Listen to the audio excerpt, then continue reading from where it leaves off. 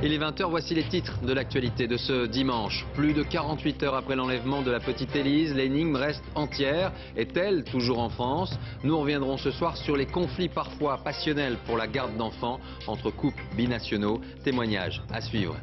L'ébauche d'une union sacrée, Christine Lagarde et Ségolène Royal vont-elles trouver une solution à la menace qui pèse sur l'entreprise Heuliez en Poitou-Charentes? Le risque, c'est la cessation de paiement, avec à la clé 1 millier d'emplois menacés.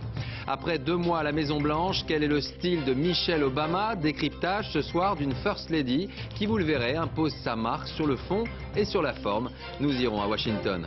Un dimanche de sport avec en Ligue 1 la course au titre plus que jamais ouverte. Lyon a repris ce soir la tête du classement. Mais l'OM et Bordeaux ne sont pas loin. Et puis une diffusion télé et une sortie cinéma. Et revoilà Isabelle Adjani. Elle incarne dans La Journée de la jupe une prof qui craque face aux violences en tout genre et qui prend en otage ses élèves. Une leçon de choses, arme à la main. Alors pourquoi ce retour? Pourquoi ce film? Nous verrons cela avec elle. Isabelle Adjani est notre invitée ce soir. Bonsoir à tous, merci d'être avec nous. On est donc toujours sans nouvelles ce soir de la petite Élise. Cela fait maintenant plus de 48 heures que cet enfant de 3 ans et demi a été arraché des bras de son père à Arles, en pleine rue.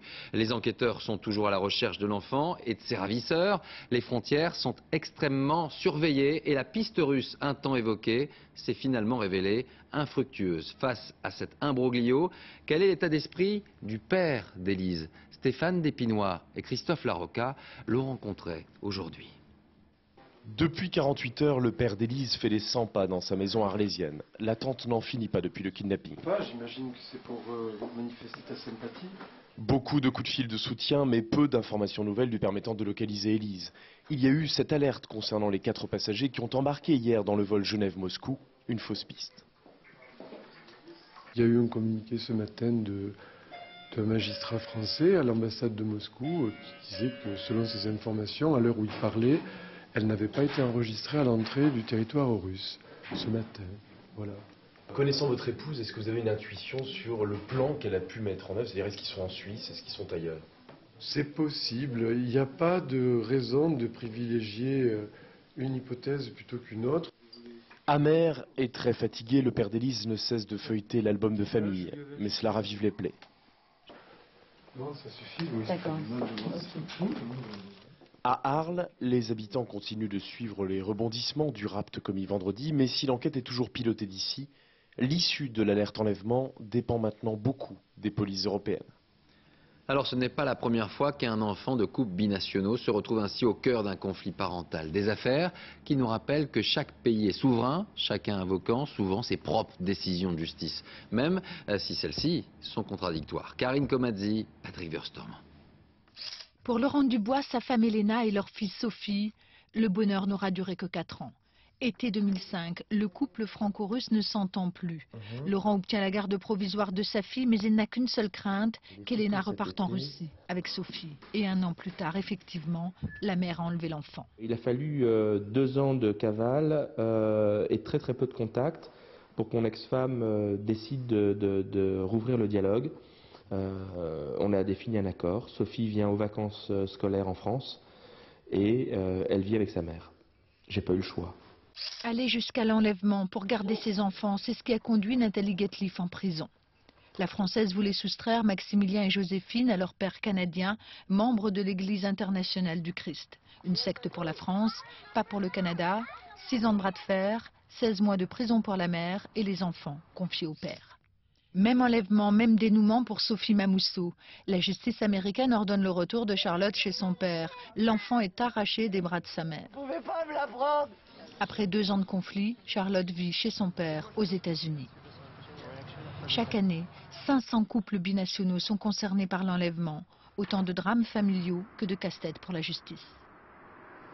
Chaque pays est souverain. S'il n'y a pas d'accord international entre les 2 pays concernés, effectivement, la décision étrangère va rester lettre morte à l'étranger. Des accords existent. La Convention de La Haye, signée par 70 pays qui s'engagent à collaborer en cas d'enlèvement d'enfants. La Russie et les USA ne l'ont pas appliquée.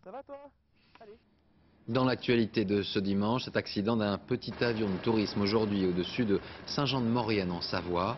Les 2 occupants de l'appareil ont été tués sur le coup. Économie, avec 1000 emplois menacés. Et la ministre de l'économie et la présidente de la région concernée qui entendent se concerter. Christine Lagarde et Ségolène Royal s'inquiètent de la situation de l'entreprise Heuliez, le célèbre équipementier automobile implanté dans la région Poitou-Charentes et menacé de cessation de paiement. Caroline Thébault, Alain Darigrand. Sur le parking de l'usine, de moins en moins d'Opel Tigra.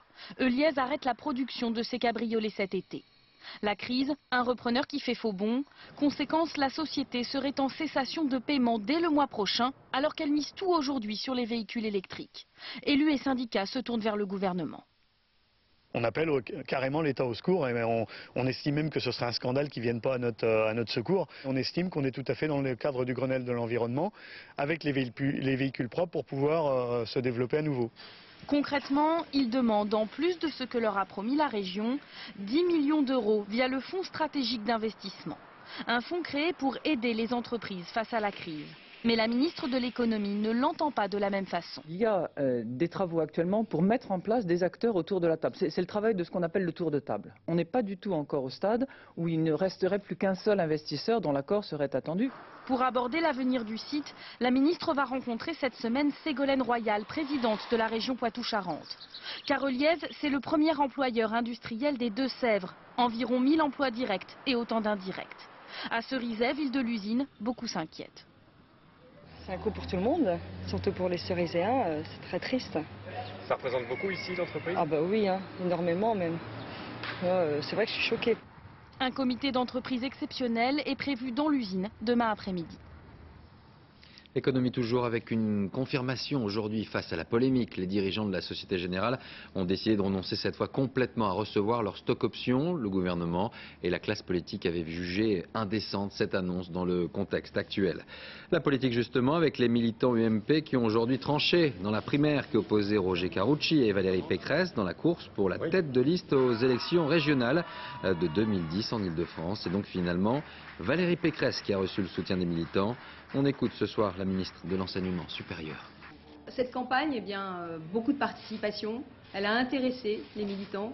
Je crois qu'ils se sont rendus compte de ce que c'est la région, à quel point c'est important pour eux dans leur transport, dans leur logement, dans la crise économique, dans la formation, dans l'emploi.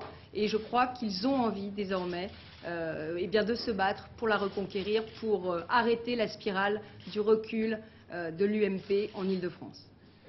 Des militants d'ACT UP et du Parti communiste ont souhaité dénoncer les propos du pape Benoît XVI sur le préservatif et le sida. Ils ont choisi aujourd'hui un lieu symbolique en s'allongeant sur le parvis de Notre-Dame de Paris. Un rassemblement qui a donné lieu à quelques échanges verbaux entre militants communistes, écologistes et d'extrême droite.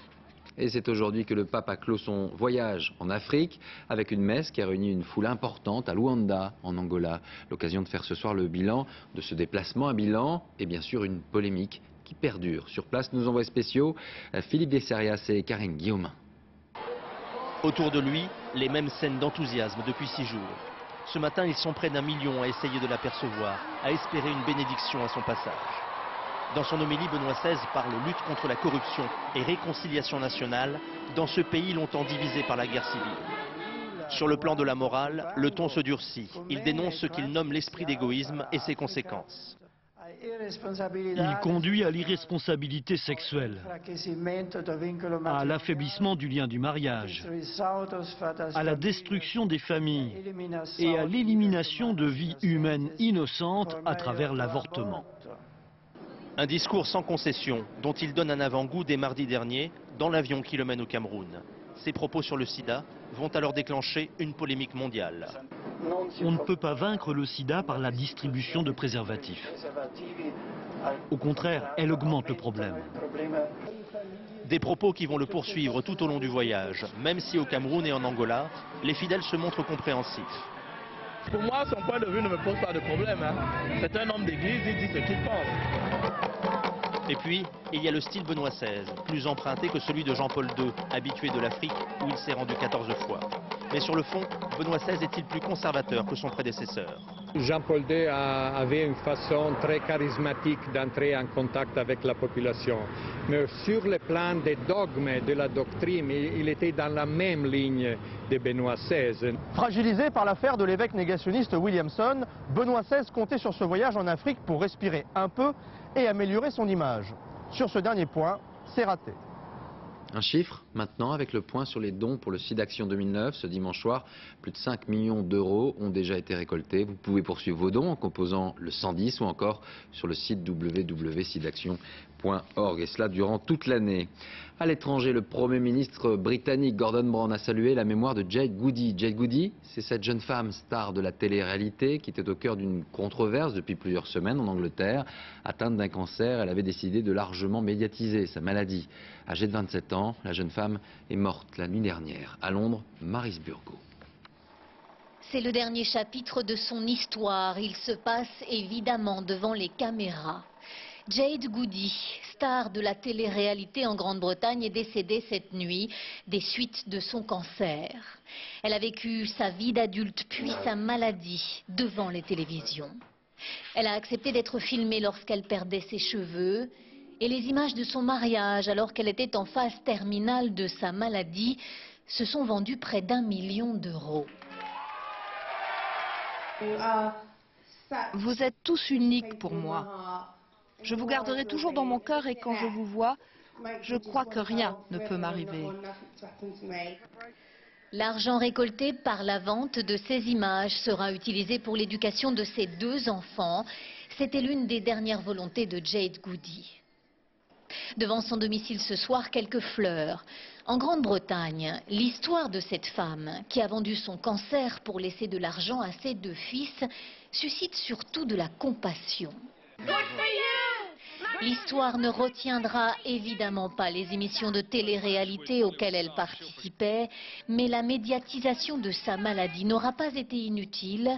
En Grande-Bretagne, le taux de dépistage de ce type de cancer a augmenté de 35%.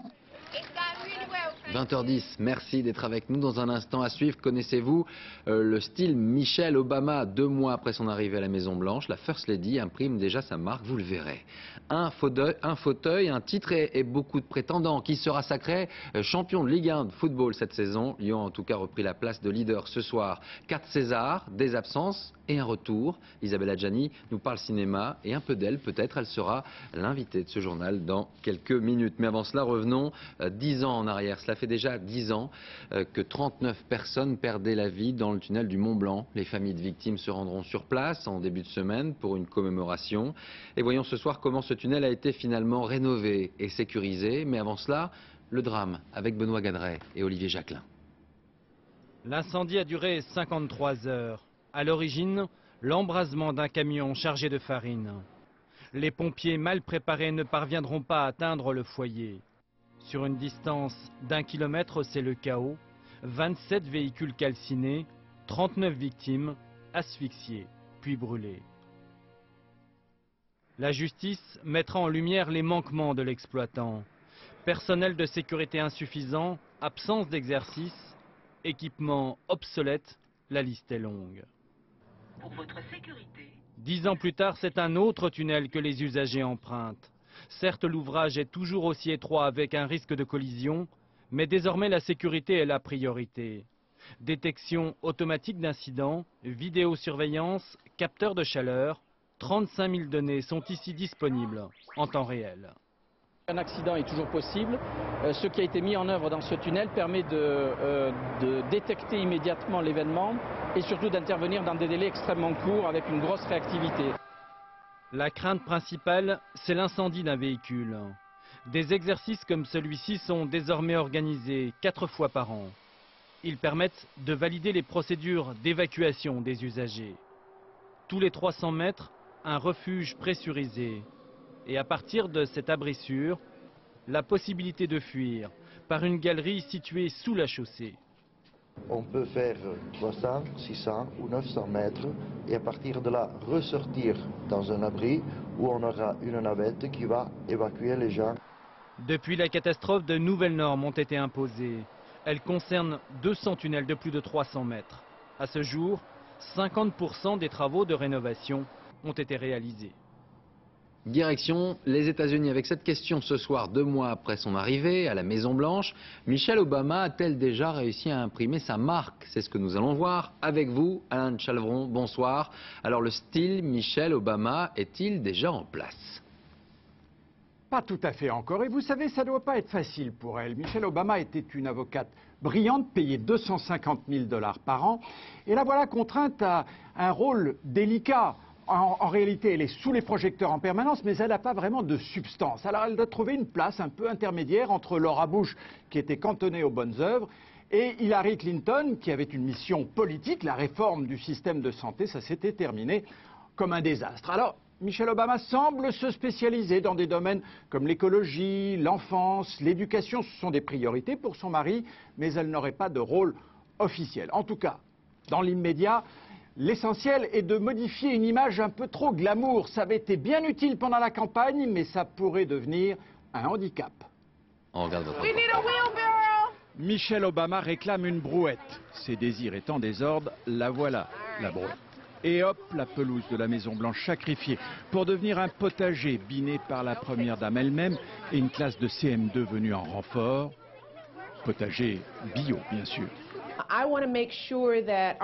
Je veux être sûre que notre famille, ainsi que notre personnel et tous ceux qui viennent manger à la Maison-Blanche puissent avoir des légumes et des fruits vraiment frais et sains.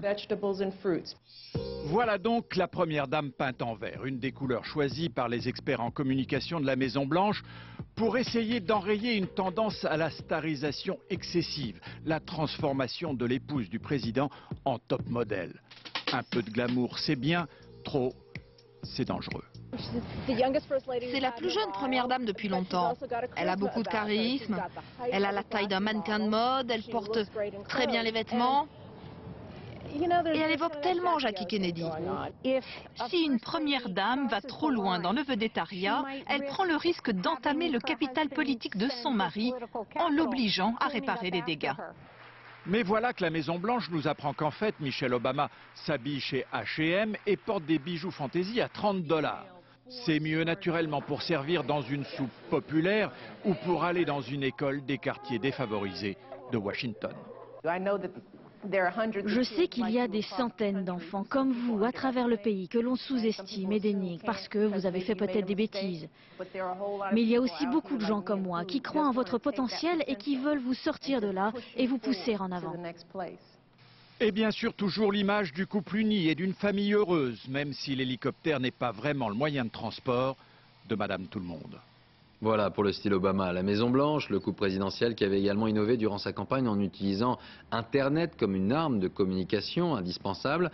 En France, aucun parti, aucun candidat ne pourra s'en priver désormais. Internet, Facebook et des amis en réseau qui vous veulent du bien, ou parfois l'inverse. Grand format signé Javi Timber et Bernie Merriot.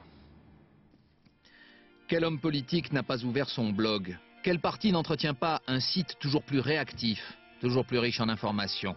Eh bien tout cela serait dépassé, peu utile en tout cas, comparé à ce qui marche aujourd'hui sur Internet, c'est-à-dire Facebook. La page de Rachida Dati. Sur Facebook, et ses 8 millions d'adeptes en France, tout le monde peut devenir votre ami, mieux encore votre supporter. Le rêve lorsqu'on prépare des élections par exemple à l'UMP. C'est vraiment vos fans. Vous adhérez, vous devenez supporter. Bonjour, j'admire votre courage, malgré tous les sarcasmes de gauche. À la cellule Internet de l'UMP, jeune et décontracté comme il se doit, le seul à arborer une cravate est un ancien de l'Élysée, on scrute et l'on peaufine ce qui se passe sur les écrans. Le sérieux Michel Barnier, tête de liste aux européennes, se dévergonde. Le côté direct, enfin, un petit peu. Voilà. On passe de ça à ça. Et si ce n'est pas assez spectaculaire, il y a le ton des internautes. Fabien a marqué Michel sur 3 photos. Voilà, ça c'est très sympa. Donc quelque part, Fabien a touché Michel. Michel à la place de Michel Barnier, c'est aussi pour changer l'image de l'homme politique. Je ne sais pas si c'est fait pour changer l'image. En tout cas, on est obligé en tant qu'homme politique d'aller sur ces sites communautaires, ces réseaux sociaux, pour être en contact avec les internautes qui aujourd'hui fonctionnent comme ça. L'inspirateur de cette révolution s'appelle Barack Obama. Pour tenter de la comprendre, le Parti socialiste, lui, a envoyé une délégation aux États-Unis.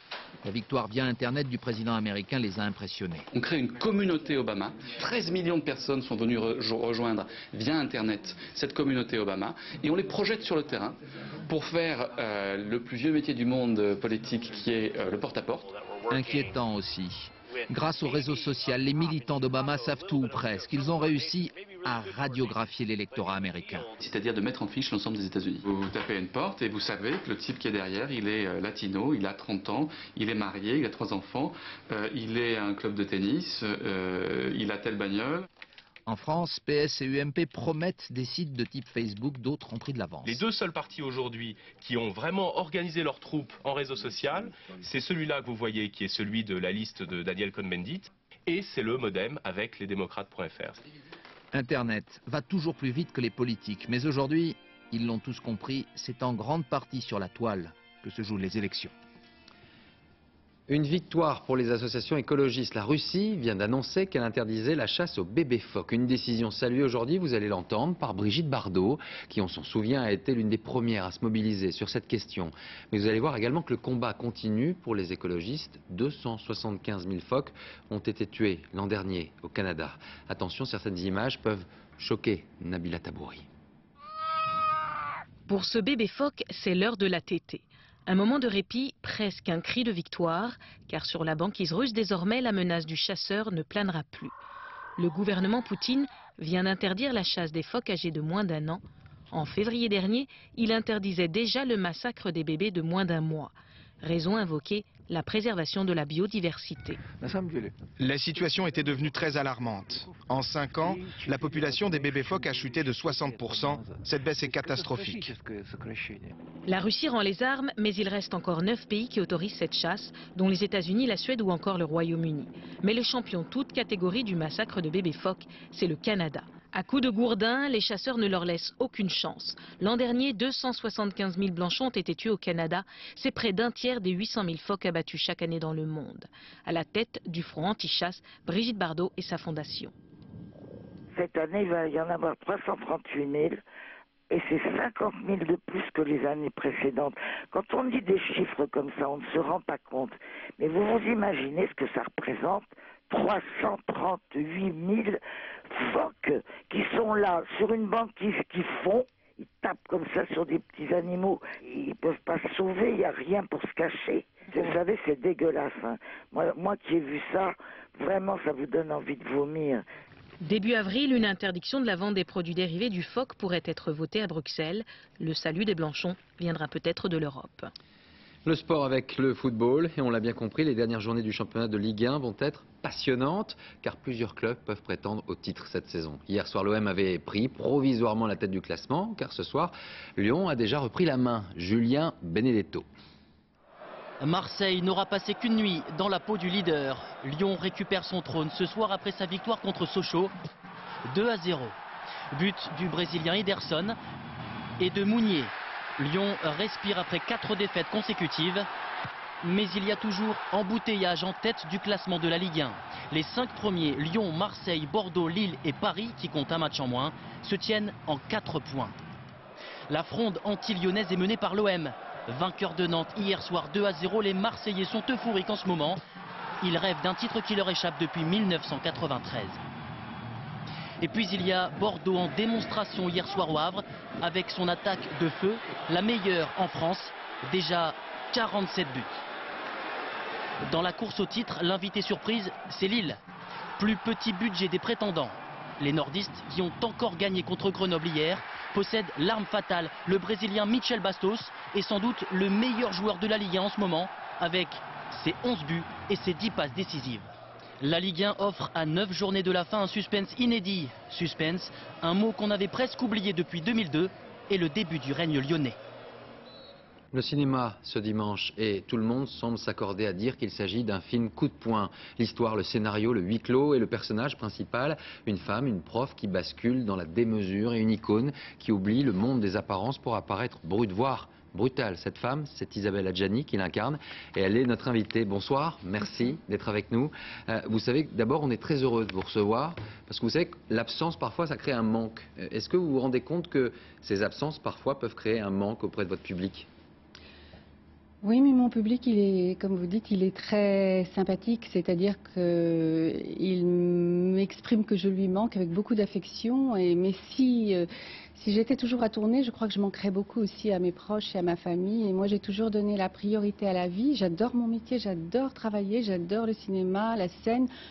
Et quand je suis sur le terrain, mais je veux pouvoir vivre ma vie en me disant, voilà, je n'ai négligé personne. Et mes priorités, elles sont intimes. Vous ne comprenez pas ceux, en revanche, donc, qui critiquent parfois ces absences, qui les comprennent ou les interprètent comme des caprices de stars? Je ne vois vraiment pas de quoi vous parlez. D'abord, les gens, le public n'interprète pas ça comme ça. Il n'y a que les journalistes. C'est votre opinion. Mais non, c'est pas mon opinion. C'est une question que certains peuvent Ah effectivement... non. Mais en quoi s'occuper de sa mère, de son père, de sa famille, des gens qui ont besoin de vous, pourrait constituer un caprice en rien du tout. Quand vous dites la vie, vous aimez cette phrase, la vie, c'est une succession de chemins que l'on n'a pas pris. C'est une jolie phrase, effectivement. Oui, il y a des chemins que vous regrettez de ne pas avoir pris ou pas? On regrette toujours certaines possibilités dans la vie, mais je crois qu'il faut vivre ses rêves et ne pas rêver sa vie, enfin essayer de le faire en tout cas. Et moi, je suis très heureuse de la vie que j'aime, et on sait tous, on en a la prescience, qu'on pourrait aussi avoir choisi d'autres chemins. Mais il y a un proverbe qui dit le chemin n'existe pas, toi qui chemines, le chemin se fait en marchant. Voilà, c'est ça la vie. Hein. Alors voilà justement une nouvelle étape dans cette vie. On va regarder des images de la journée de la jupe. C'est le titre du film dans lequel on vous retrouve, qui a déjà connu un vrai succès vendredi soir lors de sa diffusion sur Arte. La chaîne a d'ailleurs battu son record d'audience cette année. Un film qui sort désormais mercredi dans les salles et vu par Marie-Jo Jouan et Didier Dahan. On se retrouve juste après. J'ai déjà vu des professeurs piquer une crise de larmes, sortir de la classe. J'ai souvent été dans une classe comme ça. C'est tout le temps dans des classes comme ça. J'ai pas déjà assez morflé comme ça. Je me serais barré. Qu'est-ce qu'il contient si important ce sac? Il contient un revolver. Attention, film politiquement incorrect. Pousse-toi! Mais t'as trop pris la confiance, toi! Une bagarre, un coup de feu et le prof de français pète les plombs, prenant ses élèves en otage du jamais vu. De quoi faire grincer quelques dents professorales. On l'a compris, le propos aborde les ratés de l'enseignement dans les lycées difficiles. Est-ce qu'il s'agit d'une prise d'otage? Je n'ai pas cherché à faire quelque chose de violent. Je crois qu'il s'avère juste que si on essaye de dresser un constat à peu près réel, il est extrêmement violent. Un constat, même si le trait est forcé, c'est une fiction, un huis clos qui peut se voir comme un thriller. Eh bien, je crois qu'on va pouvoir faire un cours, hein? Un cours sur Molière, un bon cours. On est à la fois victime, parce que oui, les gens qui habitent des quartiers défavorisés sont victimes avant de commencer de plein de choses, et en particulier du racisme qui existe, voilà. Et on peut aussi être un bourreau tout en étant victime. T'as dit quoi, là? Pas niquer ta mère la pute. Mais arrêtez, madame, là. Quel était le vrai nom de Molière? Je pense que ce film pourrait au contraire tirer la sonnette d'alarme, expliquer qu'il y a un réel problème, qu'il y a un fossé. Quand on voit Isabelle Adjani, voilà, avec toute cette force, parler avec un très bon français, il est vrai que quand à la maison on se retrouve avec des parents qui ne peuvent pas vraiment communiquer avec nous, qui ne peuvent pas vraiment nous apporter tout ce qu'on recherche, oui, il y a un fossé qui se crée. Tensions extrêmes ou situations drôlatiques émaillent cette œuvre gonflée, habitée par une Isabelle Adjani tout simplement époustouflante. Époustouflante, bluffante sont les mots, les critiques qu'on entend aujourd'hui. Elles vous font du bien, ces critiques? Ça fait du bien toujours d'entendre ces critiques-là? Bien sûr, un acteur, une actrice, je crois... Se nourrissent là aussi? Vous savez, moi, les critiques... je n'y fais pas vraiment attention parce que si on se met à croire les choses bonnes qui sont dites sur vous, il n'y a pas de raison de ne pas croire les choses mauvaises aussi qui sont dites sur vous. Et celles-là, elles vous font mal parfois aussi, ces critiques mauvaises? Non, puisque je ne les lis pas. Jamais? Oh non, je ne les lis plus depuis très longtemps. Très longtemps. Vous savez, le travail de l'actrice, c'est de jouer. C'est pas de se préoccuper de l'opinion qu'on a d'elle. Alors justement, qu'est-ce qui vous a convaincu dans ce projet-là, celui-là? J'ai lu que vous disiez que vous avez pu jouer à fond les ballons sans retenue. C'est ça qui vous tentait? Oui, parce que c'est pas si courant que ça d'avoir un rôle assez extraordinaire. Et là, il y avait pour moi une possibilité un politiquement correct à aborder à la fois en tant qu'actrice et aussi sur le sujet, avec le sujet du film qui était très très tabou. Puisque les banlieues, c'est quand même tabou, les cités, c'est tabou, l'enseignement dans les ZEP, c'est tabou, le problème des professeurs, c'est tabou, la laïcité, c'est tabou, la mixité, c'est tabou. Le respect, ce mot qui est devenu une espèce d'arme comme ça, qu'on braque soit sur le prof, et là, en l'occurrence dans le film, sur les élèves. Parce que pour ceux qui n'ont pas vu le film, tout bascule à un moment donné. En quelques secondes, centièmes de seconde, cette professeure, elle se retrouve avec l'arme qui était dans un sac de l'un de ses élèves, et c'est elle qui l'a à la main, et elle va renverser le rapport de force. Oui, c'est-à-dire elle devient hors la loi en quelques minutes. Je pense qu'elle ne s'est jamais imaginé qu'elle aurait une arme dans les mains un jour. D'ailleurs, elle sait à peine s'en servir, mais tout de suite, elle prend cette arme pour obliger ses élèves à l'écouter, ce qui est quelque chose de terrible. Enfin, c'est quelque chose qui est complètement répréhensible, mais en même temps, je comprends qu'arriver à un point d'épuisement, de saturation, d'impuissance, à ne pas obtenir l'écoute des élèves, on puisse basculer. Là, c'est un prof qui est à bout de nerfs, donc qui ne trouve pas d'autre moyen que celui-là. Mais enfin, le film n'est pas là pour du tout glorifier cette attitude-là, bien au contraire, mais pour réestimer, revaloriser la notion d'enseignement et la difficulté de ces professeurs. Ils ont quoi ces jeunes selon vous? Ce sont des victimes uniquement? C'est un long sujet. Bon. Non, ce ne sont pas des victimes. D'ailleurs, elle leur demande de ne pas se conduire en victime, de ne pas être dans une position victimaire. Mais c'est vrai que ce sont des enfants qui ont beaucoup à réclamer. Et d'abord, ils réclament qu'on les valorise, qu'on revalorise leurs origines, qu'on comprenne, sans même savoir que c'est ce qu'ils demandent, qu'ils soient dans une perte d'identité. Mais on a souvent l'impression que c'est un dialogue de sourds, finalement. C'est-à-dire que ce n'est pas la place de l'école de régler ce problème-là. Il faudrait trouver un autre espace sociétal pour le faire. Mais la place de l'école, c'est la place de la culture, c'est pas la place de la prise de parole, de la liberté d'expression. Bien sûr, il faut dialoguer. Et on le voit bien, c'est plus un sanctuaire non plus, puisque la violence y est quotidienne, enfin en tout cas en France et en Europe, et on le voit bien. Oui. C'est-à-dire que c'est la place des politiques d'agir, effectivement. Est-ce qu'aujourd'hui, vous estimez que les politiques ou la politique qui est menée est plutôt la bonne en la matière, ou celle d'il y a, enfin en tout cas qui dure depuis 15 ans? Moi, on sait tous qu'il y a plusieurs thèmes de société qui vivent sur des poudrières. On sait tous qu'il y a un problème dans l'enseignement, que l'éducation nationale, oui, devrait y regarder de plus près, et aussi qu'il y a les conséquences d'une politique qui est la politique de la ville, qui a mis à l'écart ces populations émigrées et qui les a ghettoisées en quelque sorte, et voilà, et on se retrouve avec des enfants, la plupart d'origine maghrébine de la troisième génération, qui ne savent plus à quel code se vouer, leur propre code culturel, ce qu'on raconte à la maison, la transmission des codes qui n'ont rien à voir avec l'école, ou alors se considérer, mais ça ils ont vraiment du mal, comme des vrais citoyens français qui doivent obéir aux lois de la République, à commencer par l'école. Isabelle Adjani, une dernière question. Vous parlez d'un nouveau début, d'un nouveau départ. Ça veut dire qu'on va vous voir plus souvent au cinéma? Enfin, les réalisateurs se disent, ils peuvent vous renvoyer effectivement des scénarios avec l'espoir de vous voir et de vous entendre dire oui? Non, en fait, je parlais d'un nouveau début parce que j'ai pu faire ce film, et c'est contradictoire, c'est paradoxal, pour qui n'avait pas d'argent, qu'on a peu de moyens, pas de confort, on a fait ce film sans que personne ne sache qu'on tournait.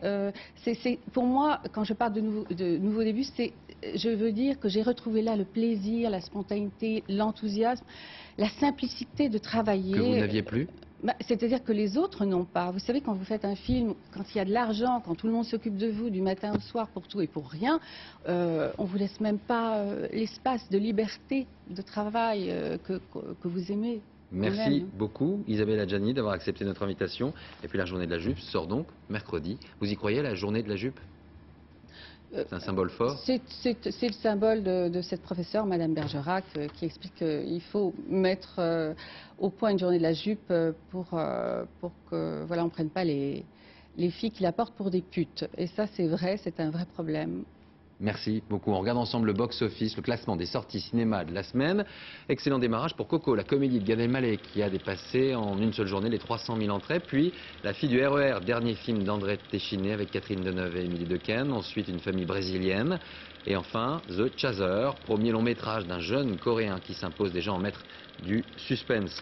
Comme chaque dimanche, l'agenda de la semaine à venir, mardi, 10 ans déjà que l'incendie d'un camion dans le tunnel du Mont Blanc a entraîné la mort de 39 personnes. Une commémoration aura lieu à Chamonix. Vendredi, sanction ou pas, le juge Burgot connaîtra la décision de ses pairs pour sa gestion de l'affaire d'Outreau. Et puis, samedi, n'oubliez pas, nous passerons à l'heure d'été. Avant de terminer ce journal, je vous en rappelle la principale information. On est toujours sans nouvelles de la petite Élise qui a été enlevée il y a plus de 48 heures à Arles. Les recherches se poursuivent. Et ce soir, Interpol publie une fiche descriptive avec notamment une photo, une description de la petite fille. Une fiche destinée aux services de police de plus de 180 pays. Voilà pour toute l'actualité de ce dimanche. Merci à vous pour votre fidélité tout au long du week-end. Tout de suite la météo. Nathalie Riouet, 20h35, une soirée de James Bond avec Demain ne meurt jamais. Pierce Brosnan, Rien que pour vos yeux avec Roger Moore. Pour l'information, demain à 13h, vous retrouverez Sophie Le Saint et à 20h, David Pujas. Passez une très belle soirée, on est en retard. Tout de suite sur France 2.